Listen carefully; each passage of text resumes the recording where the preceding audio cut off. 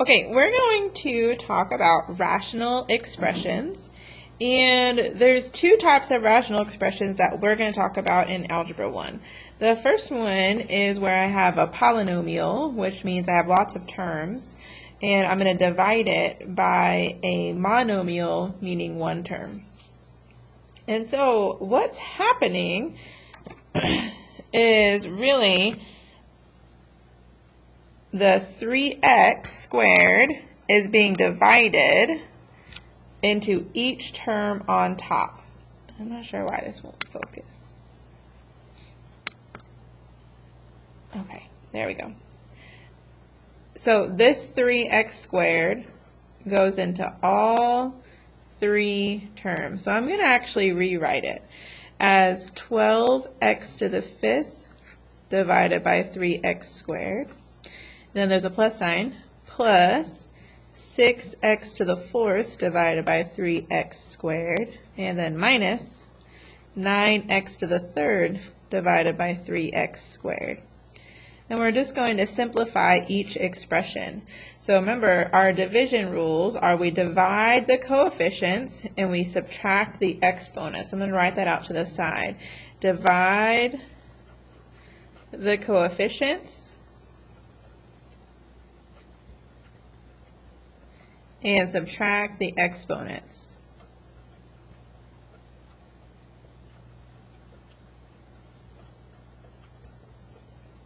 Okay. Now, if I am doing that, whenever I divide the coefficients, 12 divided by 3 is 4. And then I subtract the exponents, so 5 minus 2 is 3. Plus 6 divided by 3 is 2, and 4 minus 2 is 2. Minus 9 divided by 3 is 3, and 3 minus 2 is 1. So this is my final answer. All right, let's do it again. Number 2. It's like I'm dividing this 5y squared into everything. So I'm going to rewrite it.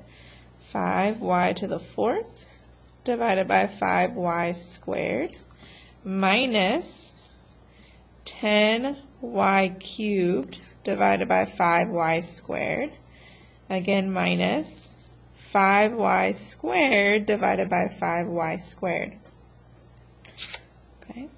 And so 5 divided by 5 is 1, and y to the 4th and y squared gives me y squared. You don't have to write the 1 out in front. Minus 10 divided by 5 is 2, and y to the 3rd, y squared, so I have 1y. Minus 5 divided by 5 is 1, and y squared give me y to the 0 power, which is also 1. So I still have to put a 1 here. Everything cancels out and divides to 1. All right, and then number 3, I'm going to rewrite it.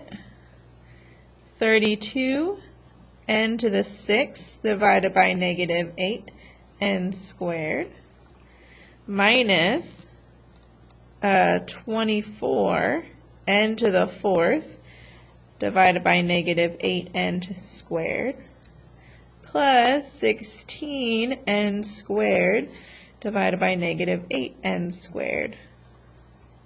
Okay.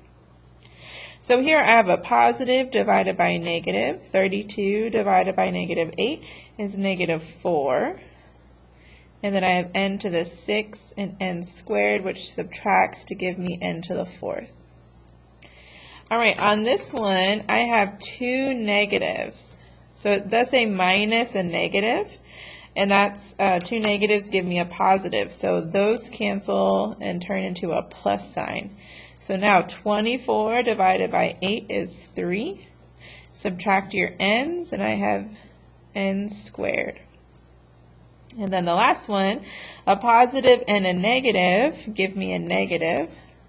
16 divided by 8 is 2, and the n's cancel out, so I'm just left with minus 2. So this is my final answer. Now, there's one problem that you're actually going to come across that I did not put on here, so I'm just going to make up a problem. If I say, let's see, 24 x squared y plus